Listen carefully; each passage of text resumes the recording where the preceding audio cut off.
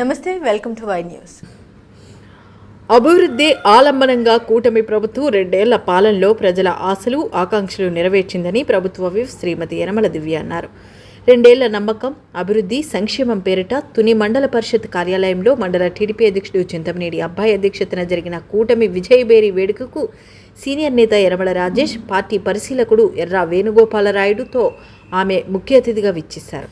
ఖరీఫ్ ఆరంభమవుతున్న ఏరువాకకు సన్నద్ధమవుతున్న అన్నదాతలకు శుభాకాంక్షలు తెలియజేస్తూ నమ్మకం 2 ఏళ్ల కూటమి పాలనలో అభివృద్ధి సంక్షేమ వేడుక ప్రారంభమైంది. ఈ సందర్భంగా వ్యవసాయ శాఖ ఆధ్వర్యంలో ఎమ్మెల్యే శ్రీమతి యనమల దివ్య రైతులకు వరి విత్తనాలు అందజేశారు. ఎమ్మెల్యే యనమల దివ్య మాట్లాడుతూ ప్రజలకు ఇచ్చిన వాగ్దానాలను అమలు చేస్తూ కూటమి ప్రభుత్వం 2 ఏళ్ల పాలనలో అభివృద్ధి సంక్షేమానికి సమ ప్రాధాన్యత ఇచ్చి ప్రజా నమ్మకాన్ని మూటగట్టుకోగలిగామన్నారు. తుని నియోజకవర్గంలో ఏడాదికి 700 కోట్లు సంక్షేమానికి ఖర్చు పెడుతున్నామన్నారు. అన్ని గ్రామాలకు మౌలిక సదుపాయాలు కల్పించడంతో పాటు విద్య, వైద్య రంగాలకు ప్రాధాన్యత ఇస్తూ ప్రగతిపథంలో నడిపిస్తున్నామన్నారు. తుని నియోజకవర్గాన్ని ఆదర్శ నియోజకవర్గంగా తీర్చిదిద్దుతున్నామన్నారు. ఈ కార్యక్రమంలో ఎంపీపీ బొప్పన్న రాము, జనసేన సమన్వయకర్త జోడిశెట్టి గణేష్, బీజేపీ ఇన్ఛార్జ్ వెలుగుల గోపాలకృష్ణ, మాజీ municipal chairman Narla Bhuvanasundari, market committee chairman Ankavareddy Ramesh, Gadi Rajababu, Paravada Tatababu, Pampa project chairman Kurra Venkataramana, society అధ్యక్షుడు పొలిశెట్టి రామలింగేశ్వరరావు, అప్పన్న రమేష్, జక్కాన రామునాయుడు, సుర్ల బోడయ్య, తమరాన రామకృష్ణ వరలక్ష్మి, మంతెన గంగాధర్, హెచ్చుకొత్తూరు సూరిబాబు, కాపరపు అబ్బులు, అత్తి చందర్రావు, అంగులూరి సుధాకర్ తదితరులు పాల్గొన్నారు. కూటమి నాయకులకు, కార్యకర్తలకు, అలాగే ఇక్కడ ఇచ్చేసిన మా తుని నియోజకవర్గ ప్రజలందరికీ కూడా, అలాగే మా మీడియా సోదరులందరికీ కూడా మా నమస్కారాలు. ఏదైతే ఈ 2 ఏళ్ల పాటు మన కూటమి ప్రభుత్వం 2 ఏళ్ళు పూర్తి చేసుకొని ఎంతో విజయప్రదంగా కూడా ఈ 2 ఏళ్ళు గడిచాయి. చాలా సంతోషదాయకం. అందరికీ కూడా ప్రజల ఆశల మేరకు, ఆకాంక్షల మేరకు కూడా ఏర్పడిన ఈ కూటమి ప్రభుత్వం ఈ 2 ఏళ్ళు విజయవంతంగా పూర్తి చేసుకోవడం కేవలం మన అభివృద్ధి, సంక్షేమం అనే 2 నినాదాలతో, అలాగే మన సుపరిపాలన, అలాగే సమగ్ర పరిపాలనతోటి ఈ 3 ప్రిన్సిపల్స్ గా తీసుకొని అభివృద్ధి, సంక్షేమం, సుపరిపాలన, సమగ్ర పాలన అనే 3 ప్రిన్సిపల్స్ తోటి కూడా ఇవాళ ఈ కూటమి ప్రభుత్వం 2 ఏళ్ళు విజయవంతంగా పూర్తి చేసుకుంది. అలాగే మన ప్రియతమ ముఖ్యమంత్రి శ్రీ నారా చంద్రబాబు నాయుడు గారి విజన్ తోటి, అలాగే మన డిప్యూటీ సీఎం పవన్ కళ్యాణ్ గారి సహకారంతో, మన బీజేపీ పెద్దల సమన్వయంతో ఇవాళ 2 సంవత్సరాలు పూర్తి చేసుకుంది మన కూటమి ప్రభుత్వం.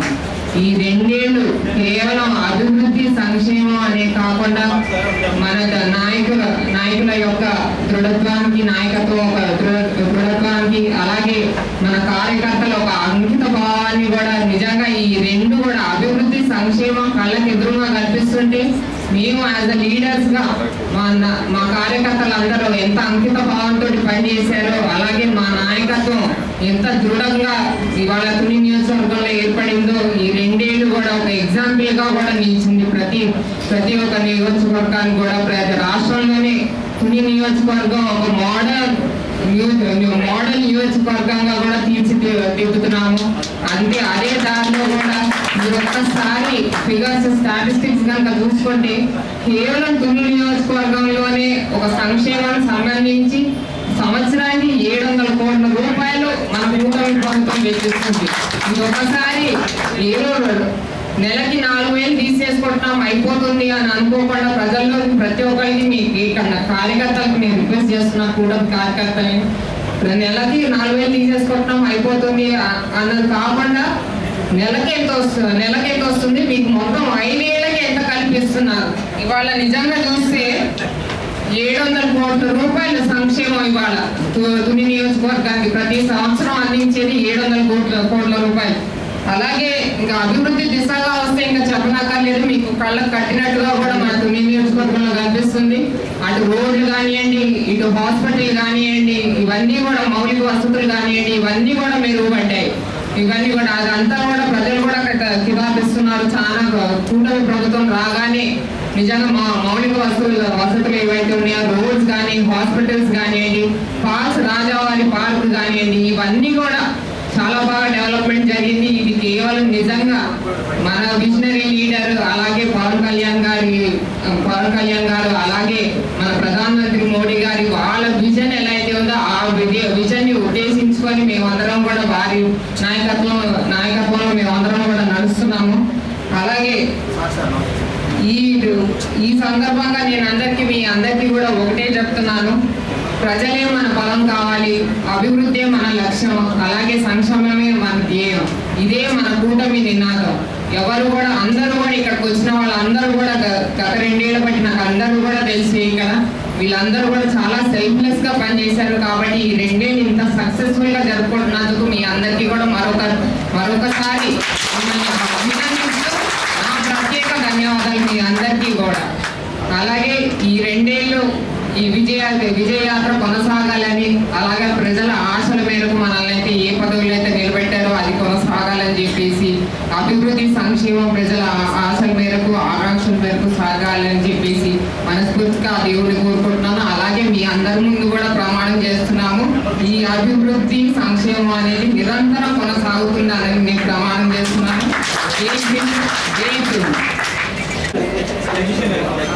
ఈ కార్యక్రమానికి ముఖ్య అతిథి గౌరవ శాసనసభ్యురాలు, మనందరి ఆత్మీయ నాయకురాలు శ్రీమతి యనమల దివ్య గారికి, ఎంపీపీ గారు రాము గారికి, జనసేన నియోజకవర్గ ఇన్ఛార్జ్ గణేష్ గారు, అదేవిధంగా భారతీయ జనతా పార్టీ ప్రతినిధులు, వేదిక అలంకరించినటువంటి అధికారులు, 3 పార్టీల ప్రతినిధులు, కార్యక్రమ నిర్వాహకుడు రూరల్ మండల పార్టీ అధ్యక్షుడు అబ్బాయి గారు, పాత్రికేయ మిత్రులందరికీ కూడా నా నమస్కారం తెలియజేస్తా ఉన్నా. బహుశా మనందరికీ తెలిసి అధికారంలో ఉన్నటువంటి పార్టీ ఏ పార్టీ కూడా పార్టీ శ్రేణులతోటి, ప్రజలతోటి, అధికారులతోటి సమన్వయం చేసుకుంటూ మేము ఈ ప్రగతి సాధించాం, మేము ఇన్ని కార్యక్రమాలు ప్రజలకు చేస్తా ఉన్నాం అని చెప్పేటటువంటి సాహసం చేసినటువంటి దాఖలాలు రాజకీయ చరిత్రలో ఎక్కడ కూడా లేవు. ఒక తెలుగుదేశం పార్టీకి అది సాధ్యమైంది. నందమూరి తారక రామారావు గారి హయాంలో ప్రజల వద్దకు పాలన అనేటటువంటి నినాదంతో సెక్రటేరియట్ గోడలు బద్దలు కొట్టుకుని ప్రజా ముంగిటిలోకి ప్రభుత్వాన్ని తీసుకొచ్చినటువంటి ఘనత తెలుగుదేశం పార్టీది. ఆ వారసత్వాన్ని కొనసాగిస్తున్నటువంటి నాయకుడు చంద్రబాబు నాయుడు గారు. ఇవాళ దానికి ఆలంబనగా నిలిచినటువంటి జనసేన, భారతీయ జనతా పార్టీలు కూడా మనకి సందర్భంగా అభినందించాలని చెప్పి మనం చేస్తా ఉన్నా. 5 సంవత్సరాల ఒక రాక్షస పరిపాలన మనం చూసాం. ప్రజాస్వామ్యం తిరిగి ఆంధ్ర రాష్ట్రంలో పునర్జీవింపజేయగలుగుతామా? ప్రజాస్వామ్యంలో ఉన్న స్వేచ్ఛని ఆంధ్ర రాష్ట్ర ప్రజలు అనుభవించగలుగుతారా? అసలు భారతదేశంలో మిగతా రాష్ట్ర ప్రజలు ఆంధ్ర రాష్ట్రంలోకి వచ్చే అవకాశాలు లేకుండా ప్రహరీ గోడలు కట్టేస్తామనేటువంటి స్థాయిలోని 5 సంవత్సరాలు ఒక దుష్ట పరిపాలన మనం చూసాం. తరువాతి 2 సంవత్సరాల్లోని మనం కోల్పోయినటువంటి స్వాతంత్ర్యం, ప్రజాస్వామ్యం యొక్క వాసనలు, శాసనసభ్యుల యొక్క నిజమైన పనితీరు, ఒక ముఖ్యమంత్రి లేదు, ఉప ముఖ్యమంత్రి లేదు, ఇతర మంత్రులు ఏ విధంగా ప్రజాస్వామ్యం ఉనికిని బలపరిచే విధంగా ప్రజలకు అందుబాటులో అన్ని కార్యక్రమాలని తీసుకురావటం, ప్రభుత్వం అనేది ప్రజల సంక్షేమానికి, రాష్ట్ర అభివృద్ధికి ఏ విధంగా కృషి చేయాలో ఒక సోదాహరణ రీతిలో ఈవేళ ఆంధ్ర రాష్ట్ర ప్రభుత్వం ఉంది. అది ఈవేళ కూటమి వల్లే సాధ్యమైంది. ఆ సందర్భంగానే మనం అక్కడ అందరం కూడా కలుసుకుని ఇవాళ ఈ కార్యక్రమంలో భాగస్వామ్యులు అవుతా ఉన్నాం అని చెప్పి సందర్భంగా మీ అందరికీ నేను మనవి చేస్తా ఉన్నా.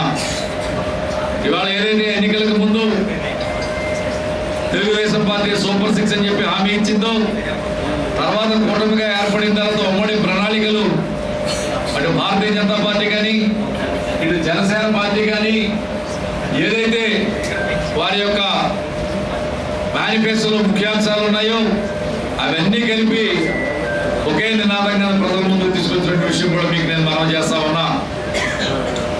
మనం చూసాం రాజధానుల పేరుట ఏ విధంగా 3 ముక్కలాట ఆడి ఈ ఆంధ్ర రాష్ట్రానికి రాజధాని అనేటువంటి చిరునామా లేక భవిష్యత్తు ఏంటనే పరిస్థితి చూసాం. అమరావతి గురించి రైతులు ఆందోళన చేస్తే పేటీఎం బ్యాచ్ అని చెప్పి ఆడవాళ్ళని అవహేళన చేసినటువంటి పరిస్థితులు చూసాం. వైజాగ్లో డాక్టర్ సుధాకర్ గారు, ఒక దళిత డాక్టర్, ఏ విధంగా ఆయన చనిపోవడానికి దారితీసిన పరిస్థితులు చూసాం. పవన్ కళ్యాణ్ గారు ఇప్పటిలో మీటింగ్ పెడితే అక్కడ ఇల్లు కూల్చివేసిన సంగతి చూసాం. ఆ స్థలం ఇచ్చినటువంటి వ్యక్తుల యొక్క ఇళ్ళు. అదేవిధంగా ప్రపంచ స్థాయిలోనే ఒక గొప్ప దార్శనికుడిగా, రాజకీయ నాయకుడిగానే కాదు, అభివృద్ధి కాముడుగా, ఒక విజనరీగా పేరు పొందిన చంద్రబాబు నాయుడు గారిని ఏమాత్రం కూడా లోపం లేనటువంటి స్కిల్ డెవలప్మెంట్ అనేటటువంటి ఒక అంశాన్ని సాగుగా తీసుకుని 53 రోజులు నిర్దాక్షిణ్యంగా జైల్లో పెట్టించినటువంటి పరిస్థితులు చూసాం. ఒక తల్లికి చెల్లికి కూడా రక్షణ లేని పరిస్థితులు చూసాం. ముఖ్యమంత్రి తాడేపల్లి నివాసానికి అడుగు దూరంలోని మానభంగాలు చూసాం. యథేచ్ఛగా గంజాయి బ్యాచ్లు చూసాం. ఆఖరికి ఆ గొడ్డల పార్టీ యొక్క శాసనసభ్యులు, మంత్రులు కూడా క్రిమినల్ యాక్టివిటీస్ లో మునిగిపోయి ప్రభుత్వాన్ని నడపడం మానివేసి ప్రభుత్వాన్ని ఒక వ్యాపార సంస్థగా ఏ విధంగా మార్చివేశారో చూసాం. ఇవాళ మనం చాలా సగర్వంగా చెప్పుకుంటా ఉన్నాం, అమరావతిని పరుగులు పెట్టిస్తా ఉన్నాం. పోలవరం కేంద్ర సహకారంతో ఈవేళ మనం ఏదైతే ఆ రోజున పాత గవర్నమెంట్లో దాదాపుగా 70% పనులు పూర్తి చేసి అప్పచెబితే దాన్ని వెనక్కి తీసుకువెళ్ళి ఏ విధంగా తూట్లు పొడిచారో చూసాం. ఇవాళ వాడు పొడిచిన తూట్లన్నీ కూడా సమానం చేసుకుని ఇవాళ ఎదరికి మళ్ళీ వెళ్తా ఉంది పోలవరం.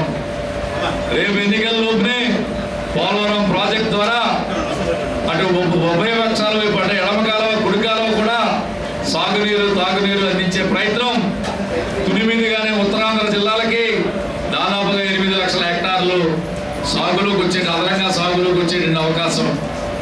అదేవిధంగా ఇవాళ విశ్వవిద్యాలయాల స్థాపన, అదేవిధంగా ఇవాళ మంగళగిరిలో ఎయిమ్స్, అదేవిధంగా ఈవేళ కియా పరిశ్రమలు అలా తీసుకొస్తే తోలేయడానికి చూస్తే ఇవాళ అదనంగా అదానీ లాంటి పరిశ్రమలు. ఇవాళ గూగుల్ చూస్తా ఉన్నాం, వైజాగ్లోని ఐటీ హబ్ని ఏ విధంగా కాంతులు ఏ విధంగా అభివృద్ధి పథంలో తీసుకొచ్చారు.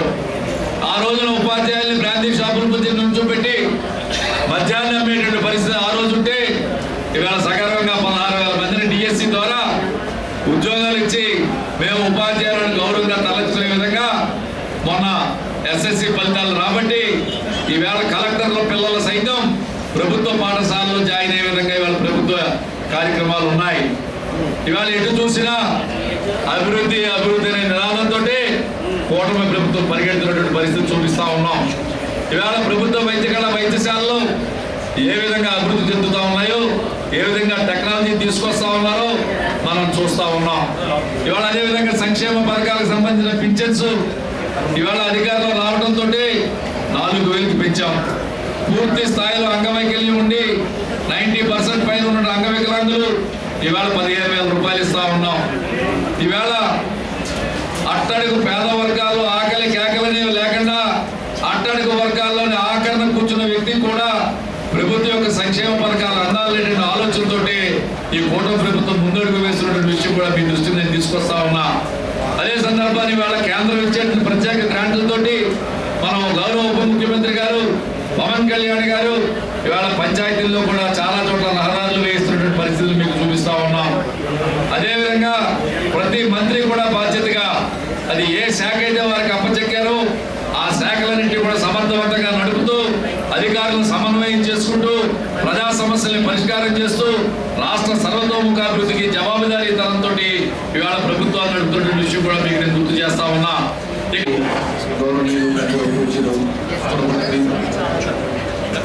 మనందరికీ చాలా ఇష్టమైనటువంటి శ్రీమతి నిర్మల దివ్య గారికి, చేసినటువంటి అబ్జర్వర్ గారికి, వేదిక మీద ఉన్నటువంటి పెద్దలందరికీ కూడా పేరు పేరుని ఇప్పటికే కాలాతీతమైంది కాబట్టి అన్నిలా భావించకుండా అందరికీ కూడా పేరు పేరున నా హృదయపూర్వక నమస్కారాలు తెలియజేస్తున్నా. ఇక్కడికి ఇచ్చేసినటువంటి క్రమశిక్షణ గల కూటమి నాయకులకు, కార్యకర్తలకు, ప్రతి ఒక్కరికి కూడా శిరస్సు నుంచి నా పాదాభివందనాలు తెలియజేస్తున్నాను.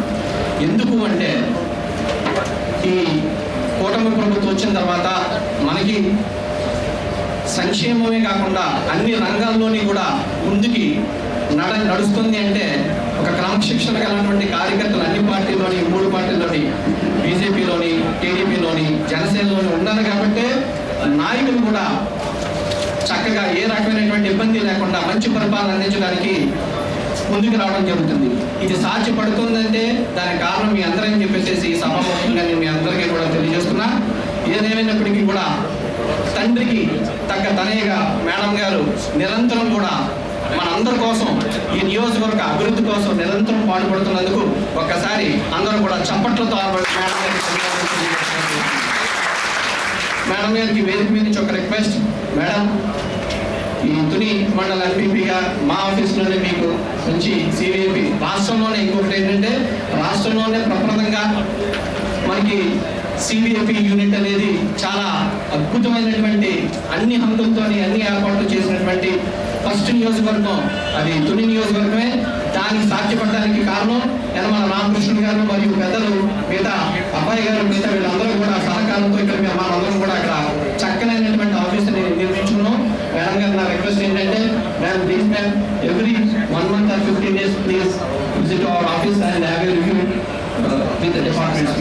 అలాగే ఇప్పటికే కాలాతీతమైంది కాబట్టి మేడం గారు తదుపరి ప్రసంగిస్తారు కాబట్టి మీ అందరికీ కూడా నేను మళ్ళీ చెప్తున్నా, క్రమశిక్షణకి మారు పేరు టీడీపీనే కాకుండా జనసేన, బీజేపీ అనే దానికి ఈరోజు జరుగుతున్నటువంటి రాష్ట్రంలో జరుగుతున్నటువంటి పరిణామాలకి అన్నింటికి కూడా కార్యకర్తలు ఎంతో క్రమశిక్షణగా ఉంటున్నారు కాబట్టే మనందరం కూడా హ్యాపీగా సంతోషంగా ప్రజలకి మంచి పరిపాలన అందించగలుగుతున్నారు. నాయకులైతేనే కార్యకర్తలైతేనే.